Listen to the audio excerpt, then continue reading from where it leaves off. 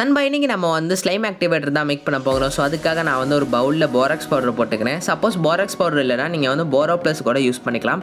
இது வந்து எல்லா மெடிக்கல் ஸ்டோர்லேயும் கிடைக்கும் நண்பா. போரோ ப்ளஸ்னால் வந்து அது வந்து பேஸ்ட் மாதிரி இருக்குது. அது பேஸ்ட்டு நீங்கள் கொஞ்சம் ஊற்றினா போதும். அதுக்கப்புறம் வார்ம் வாட்டரும் அதோட சேர்த்து நீங்கள் மிக்ஸ் பண்ணிக்கலாம். இல்லை பவுடர்னா ஒரு டீஸ்பூன் வச்சுக்கோங்க. இப்போ நம்ம வந்து அதை நல்லா கரைச்சி எடுத்ததுக்கப்புறம் அதை நம்ம வந்து பாட்டிலில் மாற்றி செட்டப் பண்ணிக்கலாம். இப்போ நம்மளுக்கு ஆக்டிவேட்டர் பக்காவாக ரெடியாக இருக்குது. இப்போ நான் வந்து ஒரு பவுலில் நான் வந்து தண்ணி ஊற்றிருக்கேன்.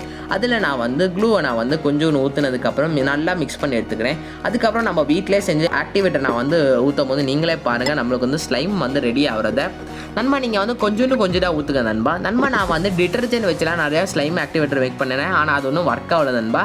கட்டி தான் ஆச்சு. ஆனால் நம்மளுக்கு வந்து ஸ்ட்ரெச் பண்ண முடியல. ஸோ அதனால தான் நான் வந்து போராக்ஸில் மேக் பண்ணுறேன். சப்போஸ் போராக்ஸ் இல்லைனா போரோ ப்ளஸ் கூட யூஸ் பண்ணுங்கள். வீடியோ பிடிச்சதை லைக் பண்ணி நம்ம சேனலை சப்ஸ்கிரைப் பண்ணி சப்போர்ட் பண்ணுங்க நண்பா. Road to 50K subscribers.